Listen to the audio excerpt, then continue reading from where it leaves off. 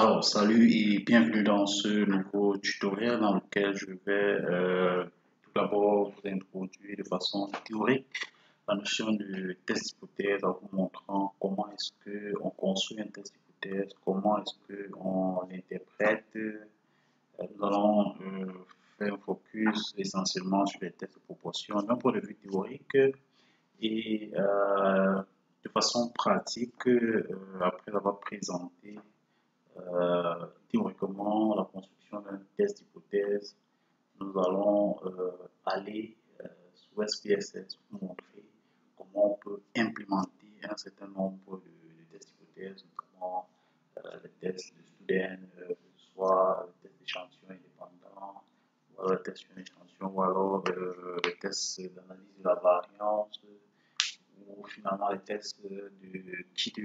Nous allons vous montrer comment de façon pratique ce que nous allons faire dans la partie théorique, on peut, n'est-ce pas, l'implémenter sous SPSS à travers les différents tests que je viens de citer. Tout d'abord, commençons par la partie théorique.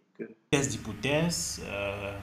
d'hypothèse qui est une notion qui est parfois très difficile à cerner pour les novices de la statistique. Nous allons prendre l'exemple des tests de proportion pour vous montrer comment, d'un point de vue statistique, on peut démontrer que une hypothèse qu'on s'est donnée est vérifiée ou pas à un seuil de probabilité donné.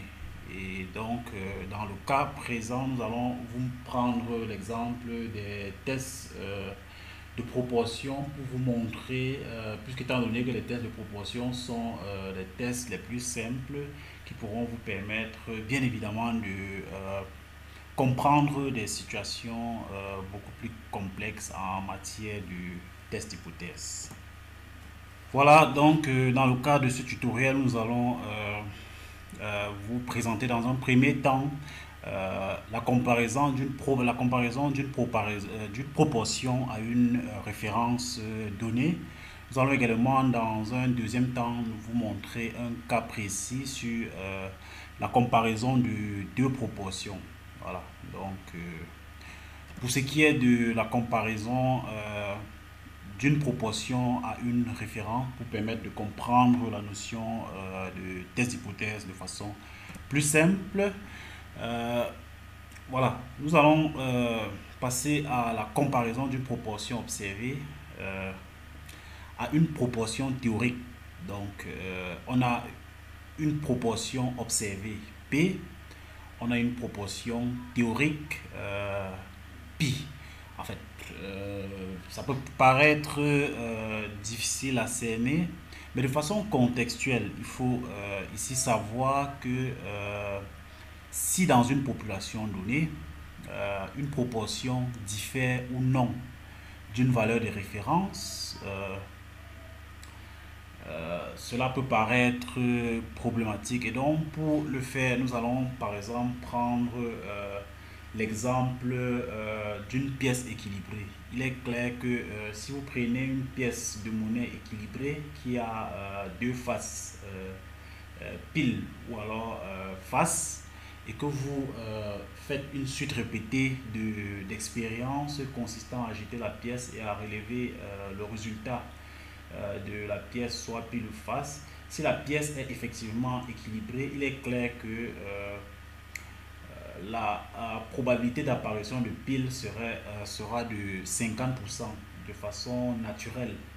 Et donc, on peut utiliser la notion de test d'hypothèse pour savoir, par exemple, si une pièce est équilibrée ou alors truquée. Et donc, si en faisant une suite répétée d'expériences où on relève le numéro, la face observée lors d'un jet d'une pièce et qu'on se rend compte que statistiquement la probabilité du succès de pile, d'apparition de la face pile est différente de 1,5 ou alors de 50% si vous voulez, on peut conclure que la pièce n'est pas du tout équilibrée, autrement dit qu'elle est truquée. Voilà, donc la notion de test d'hypothèse peut permettre de tester la, si une pièce est truquée, une pièce de monnaie est truquée ou pas. Voilà. Et donc logiquement, si une pièce n'est pas truquée, en faisant une suite répétée d'expériences, on se rendra compte que pile et face apparaîtra euh, dans des proportions égales, à savoir 50-50 en moyenne. Donc, dans notre premier exemple que nous allons utiliser pour illustrer, un autre exemple que nous pouvons utiliser pour illustrer ce tutoriel, la notion de test hypothèse, on veut par exemple savoir si si la fréquence d'une maladie dans une population diffère de celle d'une valeur de référence. Voilà, nous allons y revenir un peu plus tard, vous allez comprendre. On peut également vouloir comparer la fréquence d'un phénomène avec la fréquence attendue sous la loi de Mendel. Donc, vous pouvez faire des recherches sur la loi de Mendel, vous pouvez tout de suite avoir plus d'informations là-dessus. Mais nous allons y revenir tout au long de ce tutoriel.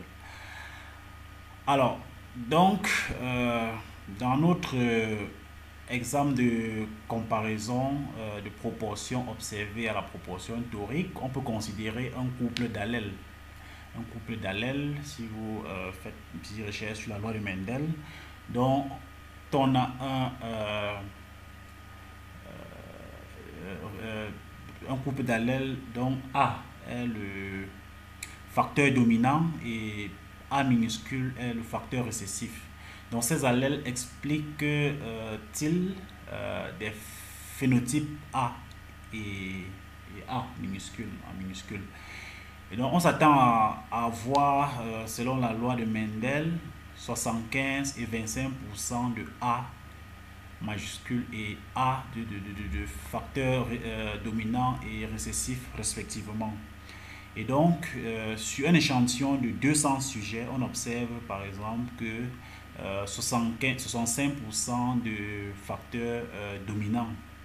Et donc, la question est de savoir est-ce qu'on peut supposer que ce phénomène observé vérifie la loi, la loi de Mendel qui sous-entend que 75 et 25% sont les taux de réalisation des différents facteurs dominants et récessifs respectivement. Donc la question qu'on se pose, c'est de savoir si la répartition suit la loi de Mendel. Voilà, donc pour pouvoir mener à bien un test d'hypothèse statistique, vous devez avoir des notions sur les lois de probabilité et un certain nombre de notions sur la statistique inférentielle, notamment le théorème central limite ou alors la loi des grands nombres si vous voulez. Bon, pour pouvoir tester si dans notre échantillon, nous avons pris l'exemple pour pouvoir comparer les proportions d'une population donnée par rapport pour voir si pour tester la loi de Mendel, si la loi de Mendel est vérifiée, si dans notre échantillon 75% d'allèles sont dominants et 25% récessifs. Et donc une population a été choisie où on a tiré 200 sujets, il faut qu'on le rappelle, où on a observé 65% d'allèles dominants et vice-versa pour l'autre. Donc, il est ici question de tester statistiquement l'hypothèse selon laquelle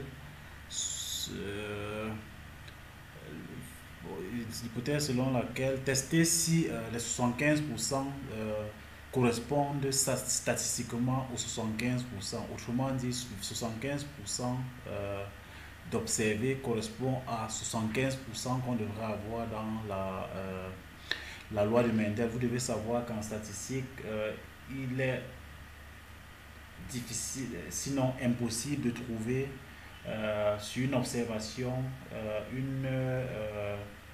un paramètre qui est égal à la valeur de référence. Et donc, on va toujours trouver une valeur qui est soit égale ou supérieure ou alors inférieure physiquement, mais statistiquement, on pourra essayer de tester l'égalité ou la différence selon le cas. Donc, vous devez savoir que pour ce qui est de la statistique, il faut connaître la notion d'hypothèse nulle. L'hypothèse nulle, c'est une hypothèse qu'on se fixe, qu'on veut tester. On peut par exemple tester que le 75% observé, le 65% observé dans notre population est statistiquement égal au 75% attendu selon la loi de Mendel.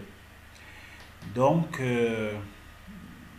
comme je vous l'ai dit tantôt, vous devez avoir les notions de statistique inférentielle. Nous allons par exemple supposer que dans notre échantillon, taille d'échantillon étant de 200, qu'on a réalisé une suite d'épreuves de Bernoulli. Et donc, on va considérer notre variable aléatoire à partir de laquelle nous allons construire notre statistique de test. Donc, notre variable aléatoire sera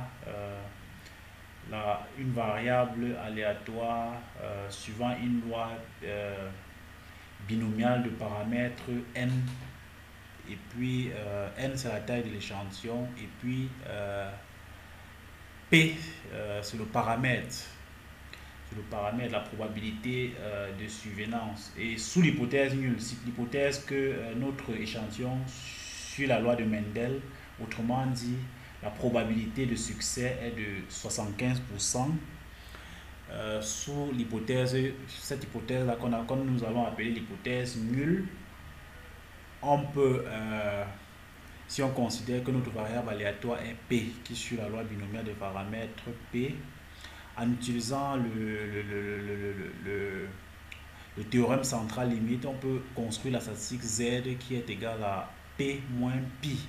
Pi, en fait, sous l'hypothèse nulle, représente notre 75%, et P, c'est donc la probabilité de notre statistique qu'on a considérée suivant une loi de Bernoulli sous l'hypothèse. Donc, sous l'hypothèse nulle, la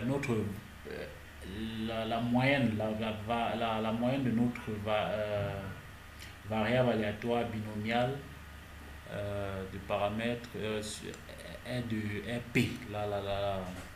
La moyenne d'une loi binomiale, c'est la probabilité de survenance. Si vous pouvez regarder dans la littérature, vous pourrez le vérifier.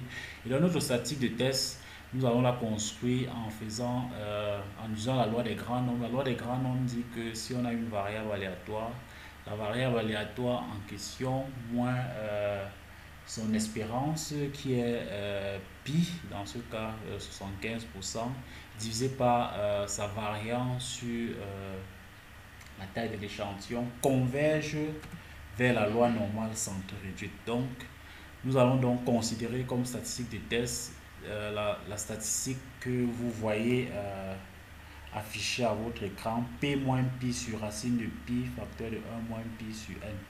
Pi facteur de pi fois 1 moins pi représente la variance d'une loi binomiale de paramètres 1 pi. Donc l'espérance d'une loi binomiale de paramètres pi dans ce cas 75%, est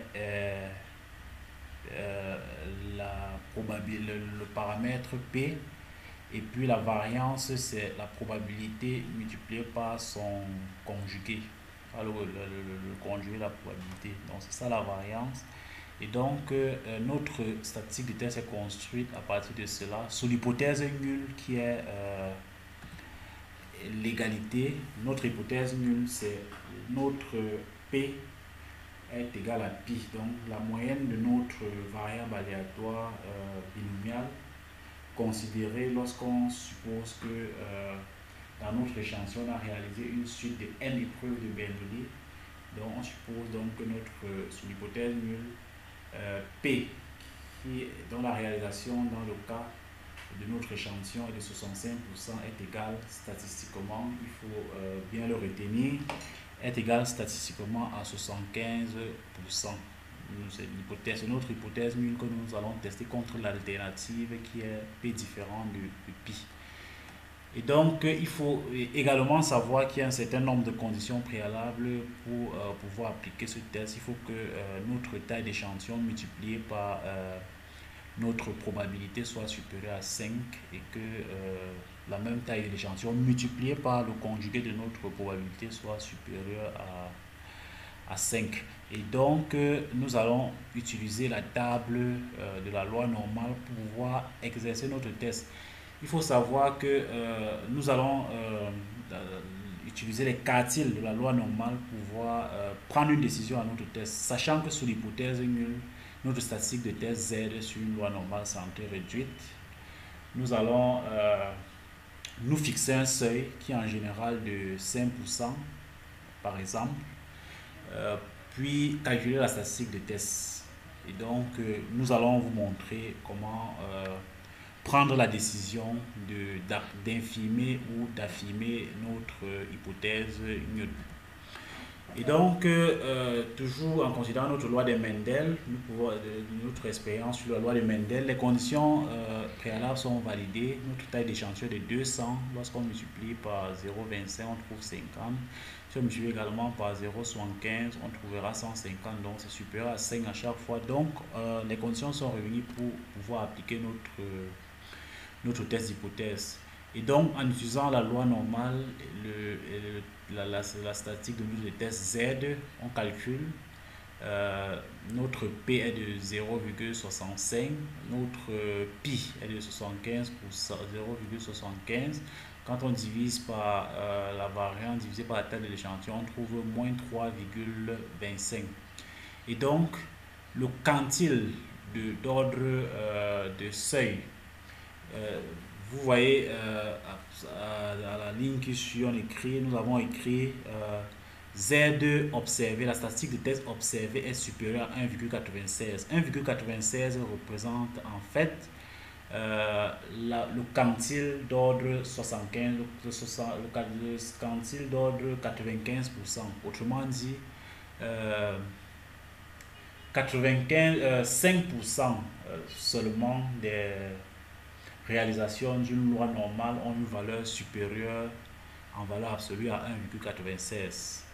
D'où, lorsque notre statistique de test, si notre statistique de test est, comme étant donné que notre statistique de test est supérieure à 1,96, nous allons tout simplement rejeter l'hypothèse nulle pour dire que de l'égalité, comme pour dire que 65% notre 65% trouvé dans le taille de l'échantillon est statistiquement égal à 75%.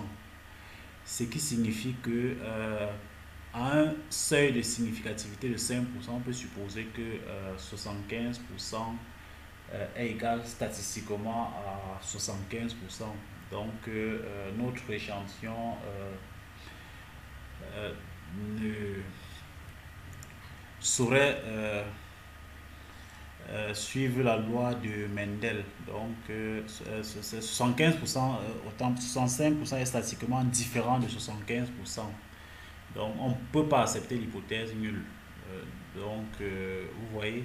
Et donc cela me permet également d'introduire la notion de pi-value. La pi-value, c'est la probabilité que notre variable aléatoire qui est notre statistique de test Z, pour une variable aléatoire, notre statistique de test Z prenne des valeurs pi que celle observée. Celle observée est de moins 3,27.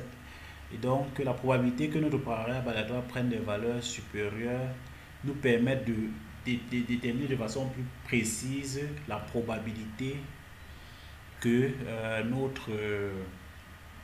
la probabilité de rejet, la probabilité que on rejette sans se tromper l'hypothèse nulle.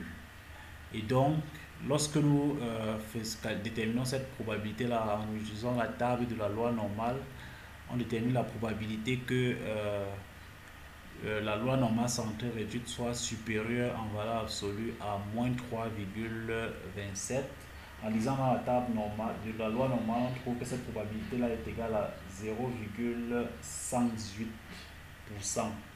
Autrement dit, même si on avait fixé un seuil de significativité de 0,108%, on aurait rejeté l'hypothèse nulle. Autrement dit, 65% est statistiquement insignifiant, statistiquement différent de 75% comme prévu par la loi de Mendel. Voilà pour ce qui est de test de proportion. Nous allons passer aux comparaisons de deux proportions. On veut par exemple savoir si, je prends un exemple, la proportion d'individus ayant le VIH-Sida au Cameroun est différente de la proportion des individus ayant le VIH en Côte d'Ivoire. Donc on a par exemple deux échantillons de patients sur lesquels on a prélevé, on a fait des tests de VIH. On veut savoir, on a calculé des proportions dans chaque population et on veut utiliser un test d'hypothèse pour savoir si oui ou non les proportions sont les mêmes que l'on soit en Côte d'Ivoire ou au Cameroun. Ça peut avoir pour but de savoir si le VIH se comporte, se répand de façon différente que l'on soit au Cameroun ou en Côte d'Ivoire par exemple. C'est un exemple banal que je prends, mais nous allons entrer plus en pratique pour permettre de comprendre comment on peut faire, comment on peut facilement effectuer un test de proportion. Bon, on veut comparer, comme je vous l'ai dit, deux groupes, les proportions d'un phénomène observé dans deux groupes différents. Donc, très souvent basé sur les taux de succès ou d'échec. Nous pouvons prendre par exemple l'exemple de deux chimiothérapies, de deux antibiothérapies. Donc, le pourcentage présentant une anomalie dans chacune des deux traitements, que ce soit la chimiothérapie ou l'antibiothérapie. Et donc, on veut tester l'absence de différence de taux de succès. Donc, autrement dit, on veut tester si la proportion dans la population A est égale à la proportion dans la population B. Et donc, on veut voir si la proportion dans la population A moins dans la proportion dans la population B est nulle en moyenne, si on peut le dire ainsi. Et donc, à partir de ça, on construit une valeur PC qui est une combinaison convexe des deux probabilités, des deux proportions dans chaque groupe. Donc la proportion commune sous l'hypothèse nulle est donc 1 moins PC. La proportion qui est commune sous l'hypothèse nulle selon laquelle les probabilités les proportions sont les mêmes. L'hypothèse nulle stipule que les proportions sont les mêmes. Et on va tester cette hypothèse-là pour voir si elle est validée ou invalide. Elle est invalide ou valide. Donc, pour comparer ces deux groupes, nous allons considérer la statistique des tests Z, puisque en théorie des tests d'hypothèse, on utilise essentiellement les statistiques de tests pour pouvoir prendre des décisions, prendre des décisions sur le test. Et donc, on va considérer la statistique de tests qui est la différence des deux divisé par cette quantité-là, racine de la probabilité commune. Voilà, vous voyez cette combinaison-là qui est entre parenthèses, cette statistique de test-là que nous allons considérer. Nous allons la considérer pourquoi? Parce que cette quantité-là, lorsque nos échantillons sont suffisamment grands, convergent vers la loi normale centrée réduite. Et donc, en utilisant cette propriété-là, cela nous permet de tester l'écart entre deux proportions en utilisant notamment la variance de la différence avec les proportions communes que nous vous avons présenté plus haut, qui est définie ainsi que nous vous l'avons donné. Donc, en raison de l'hypothèse nulle, qui est pas de différence entre les proportions, nos deux proportions sont alors deux estimations d'une même proportion que l'on va noter pi. Et le meilleur estimateur possible de la variance obtient sur l'ensemble du groupe est donné par la même proportion. Et donc les conditions de validité du test sont les mêmes à peu près les mêmes. Les tailles de chaque groupe, de chaque groupe multiplié par les proportions doivent être supérieures à 5 pour qu'on puisse effectuer les tests. Et donc cette statistique des tests là, nous allons, comme dans le cas des tests de proportion euh, précédents, utiliser la loi normale centrée réduite pour pouvoir prendre la décision du test. Et donc les résultats qu'on a obtenus pour les deux traitements anti-virus de l'hépatite virale C, donc on avait deux groupes A et B de même taille égale à 50. On a défini le critère de jugement d'efficacité et on a considéré que l'hypothèse nulle, c'est l'hypothèse selon laquelle les deux proportions sont les mêmes, et l'hypothèse alternative, c'est l'hypothèse selon laquelle les deux proportions sont différentes. Et afin de, ayant procédé à nos calculs, on trouve notre probabilité, notre proportion dans le premier groupe de 0,52% et dans le second groupe de 38%. Et donc, on veut tester pour voir si les proportions dans les deux groupes sont significativement différentes. Et en calculant les variances de la différence, comme je vous l'ai montré plus haut dans la statistique de test, on trouve 1,41. Et 1,41 est inférieur au quantile d'ordre 95% de la loi, 95% de la loi normale qui est de 1,96. Et donc, on rejette donc l'hypothèse nulle, signifiant que les proportions sont différentes dans les deux groupes. Autrement dit, 52% est statistiquement différent de 38% comme proportion obtenue dans les différents groupes. Donc voilà pour ce qui est des tests de proportion. Nous espérons que cela vous a permis de mieux appréhender la notion de test. Nous allons vous montrer pas à pas comment procéder à un certain nombre de tests d'hypothèses sous SPSS, que ce soit le test d'indépendance du Q2, les tests de student, les différents tests de student que vous pouvez avoir, pouvoir comparer les moyennes, que ce soit test de comparaison d'un échantillon, le test d'indépendance, test d'échantillon indépendant, ou alors le test d'analyse de la variance pour pouvoir comparer les moyennes. Nous allons vous montrer comment procéder non seulement à l'exécution de ces tests sur SPSS, mais aussi et surtout l'interprétation qui est la phase la plus importante de ces tests.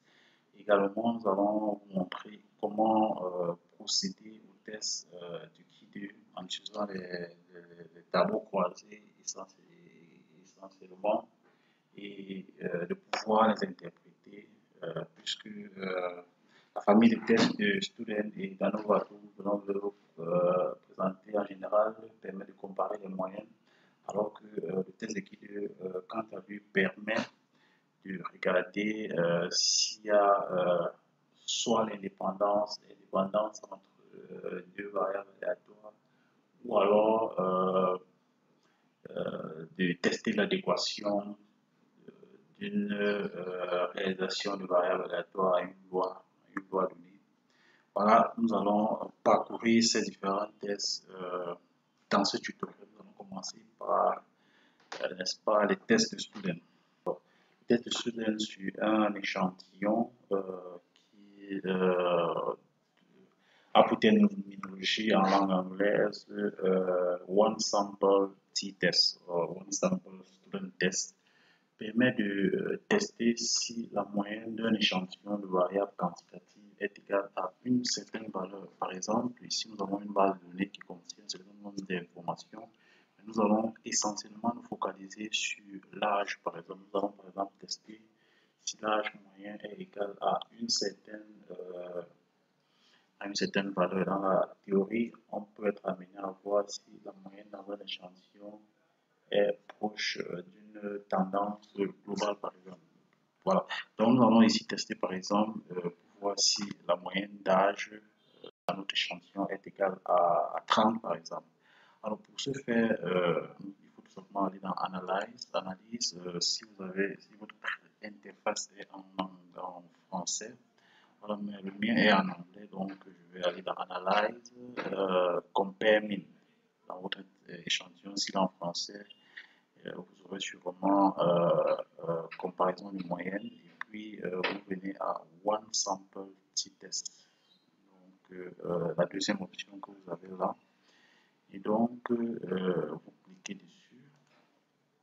cliquez dessus, donc vous sélectionnez votre variable âge, et puis vous utilisez cette flèche pour l'envoyer dans la variable test variable, dans le cas présent. Et donc, il faut ici fixer la valeur du test. On peut tester, on peut chercher à savoir si oui ou non la valeur moyenne de l'âge est égale à 30.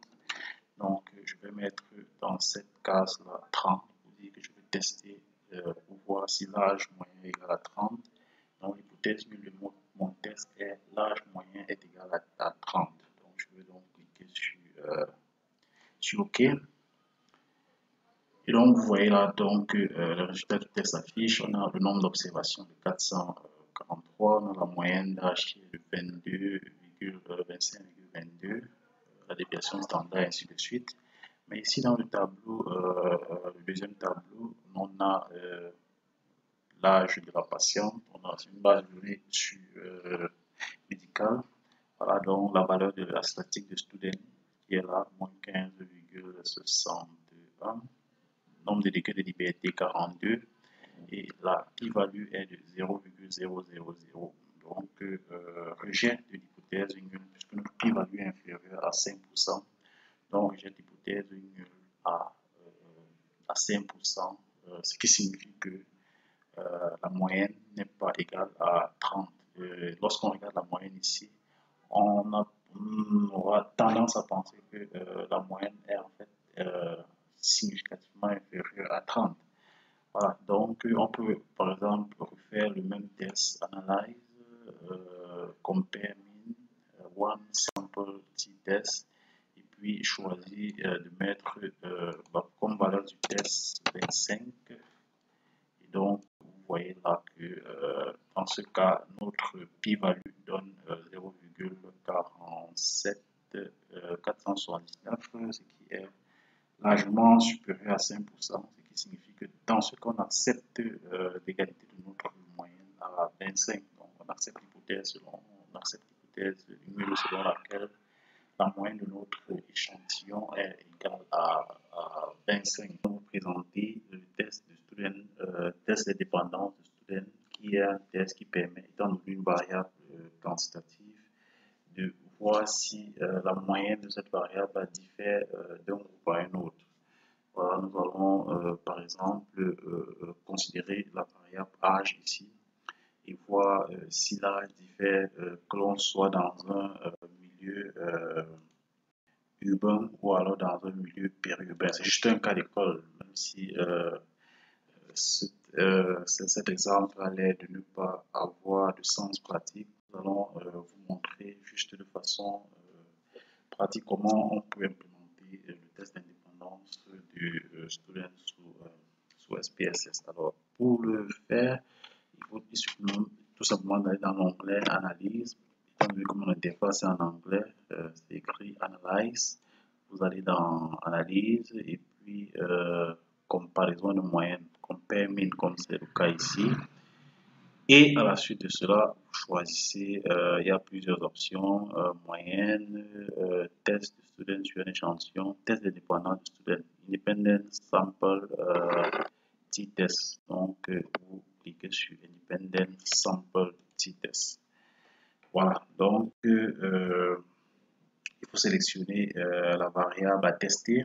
Je vais considérer la variable H, je vais la sélectionner cette flèche-là pour l'envoyer dans l'espace dédié aux variables.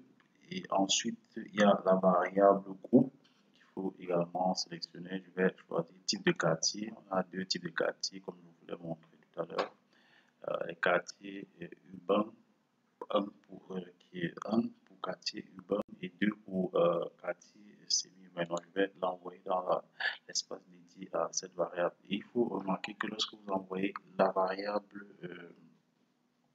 qualitative qui permet de classifier l'âge en deux groupes, vous voyez qu'il y a deux points d'interrogation. Ça veut dire qu'il faut définir les différents groupes. Donc, vous allez venir dans l'onglet qui est tout en bas là et puis cliquer sur Define Group. Donc, pour définir le groupe 1, c'est la modalité c'est 1. Et puis le groupe 2, c'est 2. Puisque le 1, c'est pour urbain, comme nous l'avons vu là. Et 2 pour semi-urbain. Et puis cliquer sur Continue. Et OK. Lorsque nous cliquons, n'est-ce pas, sur OK, il y a donc ces résultats qui vont apparaître sur votre écran.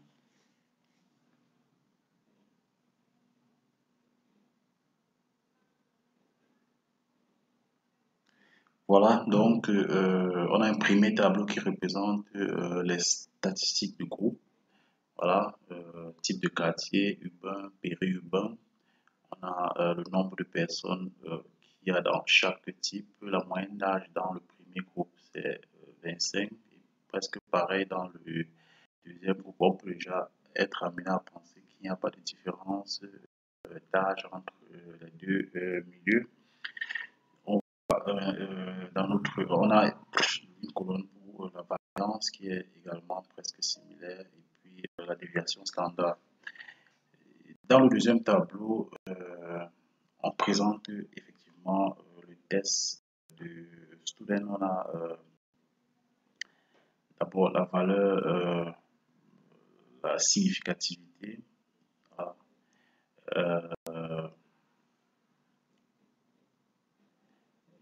On a ici dans le premier carton de ce test, on a l'events test of equality of variance, le test d'égalité des variances de l'event qui est là. Mais celui qui va nous intéresser là, c'est le t-test for equality of mean. Nous avons regardé l'égalité des moyennes, la valeur de la statistique de tout student qui est là. Égalité des variances, voilà, on a le nombre de degrés de liberté qui est là, 441. Et on a la p-value qui est là, qui est de 0,95, qui est largement supérieur à 5%, ce qui signifie qu'on rejette tout simplement l'hypothèse nulle d'égalité entre les moyennes dans les différents les deux groupes. On a la moyenne de la différence qui est là. Et donc, vous voyez comment, au moyen du test de Q2, la valeur la plus importante ici, c'est la p-value qui, lorsqu'elle est supérieure à 5%, permet de rejeter, lorsqu'elle est inférieure à 5%. En fait, lorsqu'elle est supérieure à 5%, elle permet plutôt d'accepter l'hypothèse nulle d'égalité de moyenne. Et lorsqu'elle est inférieure à 5%, permet de rejeter l'hypothèse nulle. Mais dans le cas présent, on accepte l'hypothèse nulle d'égalité de moyenne dans notre échantillon. Voilà comment faire l'analyse de la variance sous SPSS. Alors, l'analyse de la variance, notamment l'analyse de la variance à un facteur, ANOVA à un facteur, est une méthode statistique qui permet d'analyser la différence entre les deux groupes d'individus. On a par exemple, voir si l'âge ou alors la taille ou alors l'indice de masse corporelle par exemple diffère d'un groupe à un autre.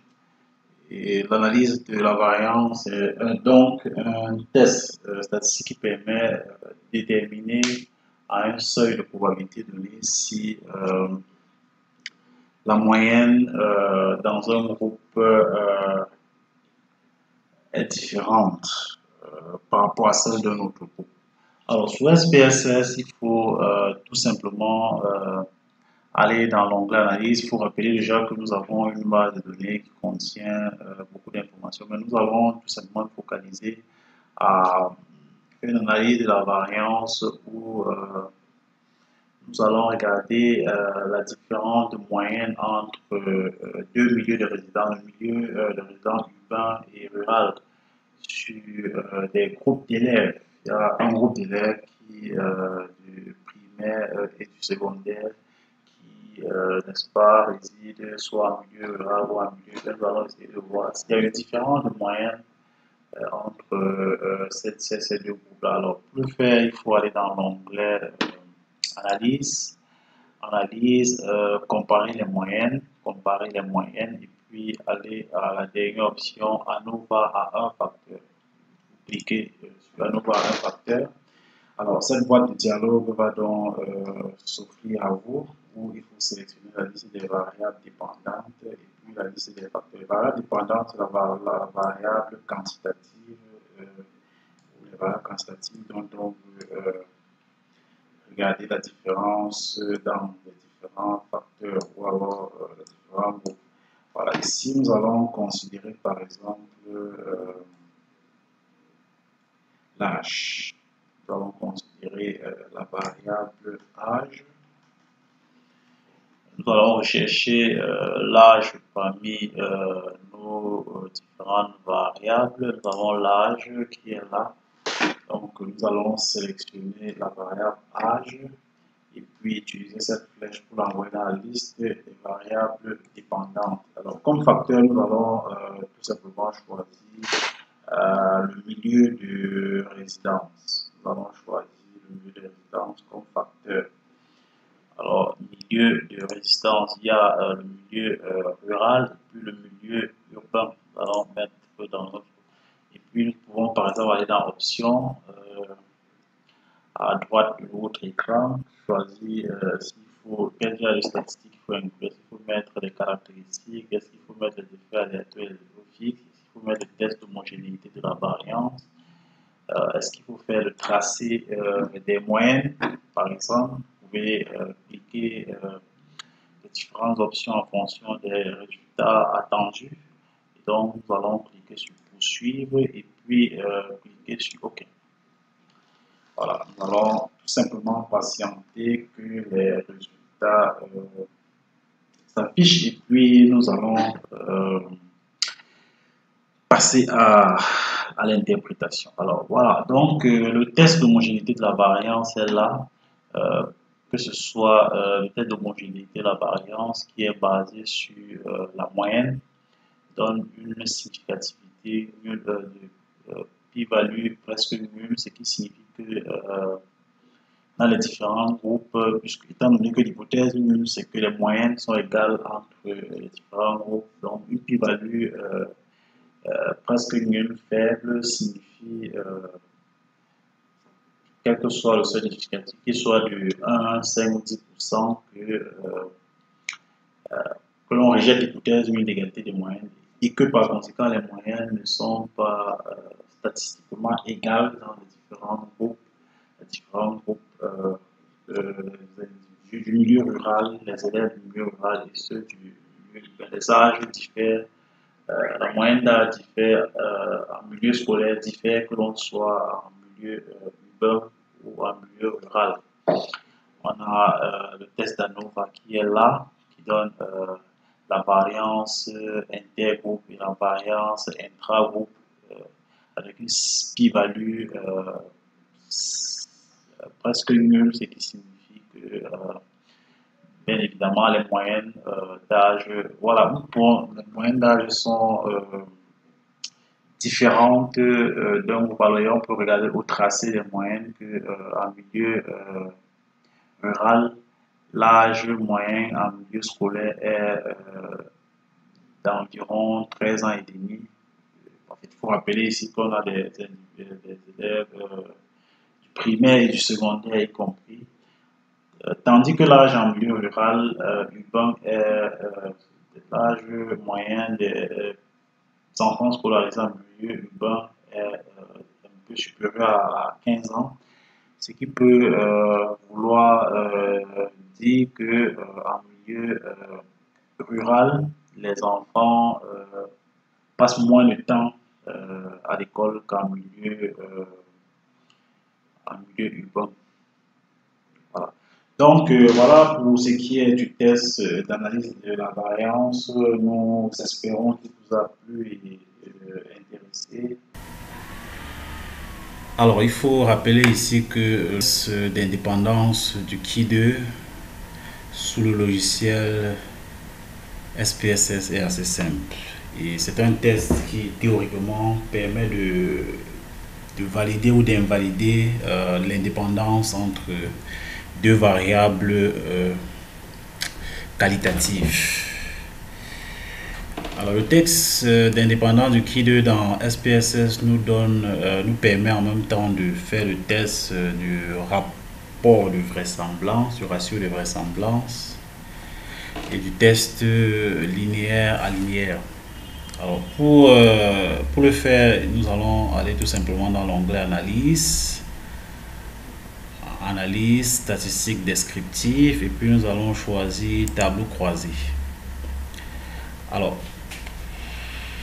soulignons également que il s'agit d'une base de données d'une enquête de satisfaction menée par une entreprise auprès de ses clients. Nous allons essayer de regarder l'indépendance de quelques-unes des variables de notre base de données. Alors la boîte de dialogue qui s'est ouverte nous donne la possibilité d'insérer la variable ligne et la variable colonne ainsi que la variable couche, le cas échéant. Nous allons insérer par exemple le sexe en ligne puisqu'il s'agit d'un test d'indépendance Ki2 ratio de vraisemblance linéaire. Le choix le fait de mettre l'une ou l'autre des variables en ligne ou en colonne ne change en rien le résultat. Nous allons par exemple tester, regarder si le sexe est dépendante, si le sexe et la fréquence d'achat. La fréquence d'achat si le fait d'avoir une fréquence, si la variable fréquence d'achat est indépendante de la variable sexe.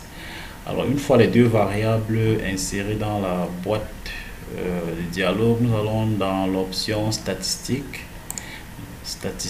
Nous cochons qui carré en dessus, au-dessus de la boîte du dialogue qui va s'ouvrir après avoir cliqué sur statistique. Nous cochons tout simplement qui carré et puis nous appuyons sur poursuivre et par la suite nous appuyons sur OK.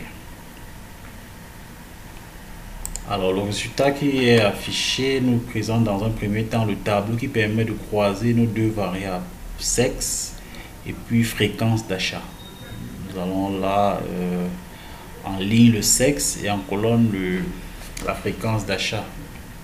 Il faut remarquer ici que le sexe a deux modalités homme et femme, et tandis que la variable fréquence d'achat les modalités première fois, une fois par mois, moins d'une fois par mois, une fois par semaine, plus d'une fois par semaine. Voilà.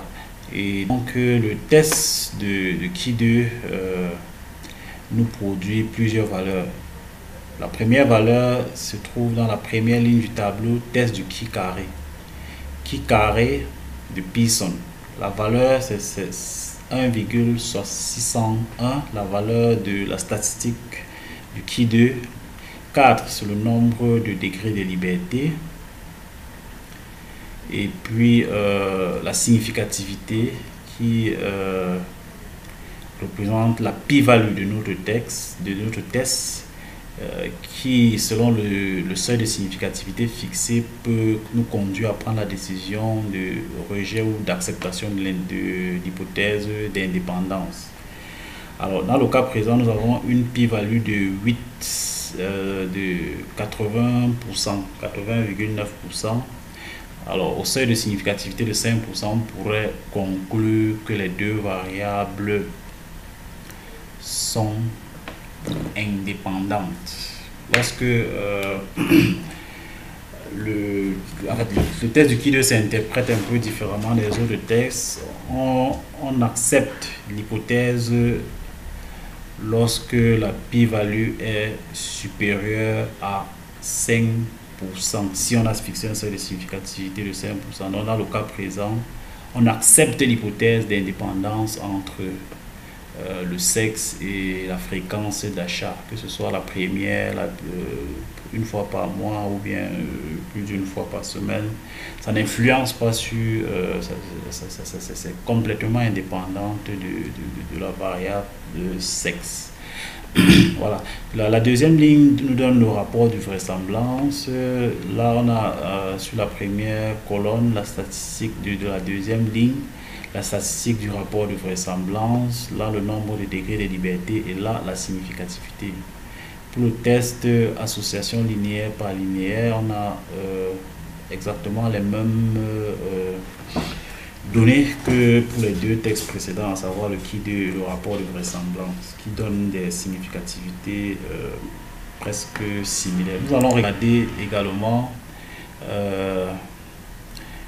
la significativité, l'indépendance de la variable sexe et d'une autre variable. Nous allons regarder par exemple, nous allons retirer notre fréquence d'achat de notre boîte de dialogue.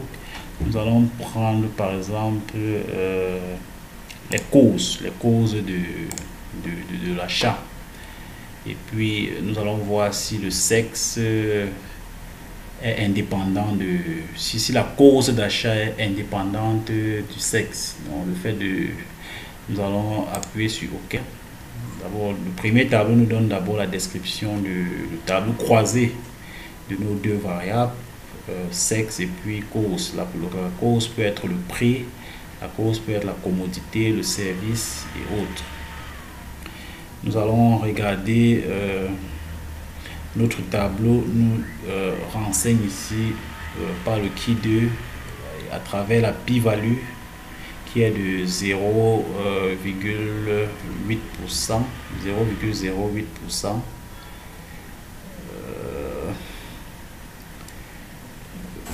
Inférieur à 5%, 0,8% inférieur à 5%, nous renseigne ici que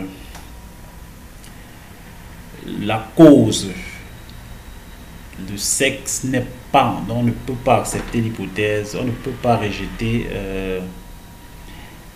on ne peut pas accepter l'hypothèse d'indépendance entre la cause générale et puis le sexe. Autrement dit, le sexe influence sur la cause, ou alors la cause, le sexe influence effectivement sur la cause générale. Donc on ne peut pas conclure à l'indépendance entre, on ne peut pas conclure qu'il y a une indépendance entre la cause générale de l'achat et puis le sexe. Plus tard dans d'autres analyses, on pourra regarder quel est le sexe qui influence le plus ou le moins. Pareil pour le test du rapport de vraisemblance. Les trois tests, nos tests, trois tests de Qui2, le rapport de vraisemblance et l'association linéaire par linéaire nous donnent des p-values qui sont significatives au seuil de 5% et donc il n'y a pas indépendance entre, donc il y a un lien entre, si on peut le dire ainsi, entre le sexe et la cause générale de l'achat. Voilà, c'était tout pour ce tutoriel. Rendez-vous très prochainement dans du nouveau tutoriel. Merci.